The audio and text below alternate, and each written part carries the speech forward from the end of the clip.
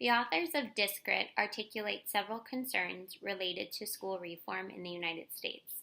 Their analysis utilizes historical data collected in both England and the United States, which represent a similar economic shift which affected and further marginalized racial minorities and individuals with disabilities. The economic change that ultimately led to this stratification precipitated from the fact that higher levels of educational attainment were necessary to compete in the global market. The United States experienced an educational competition with other countries.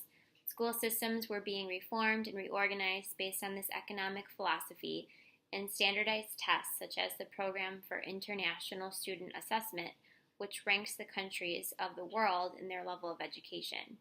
These types of intellectual measures shift blame towards the economically disadvantaged, racial minorities, and individuals with disabilities.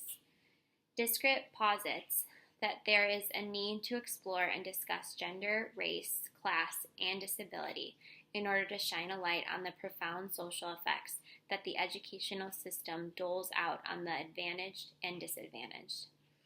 High-stakes testing has ushered in school reform as a way to maximize the country's economic status. While doing this, the United States is guilty of preaching the idea of inclusion and acceptance in the areas of education, society, and the economy, while simultaneously perpetrating injustices on disadvantaged and disabled populations. Discrit goes on to examine the historical lead up to the current status of education in England and the United States. According to studies and historical records in England, the very basis of racial and gender-based discrimination is derived from eugenic falsehoods and fostered an environment of segregation.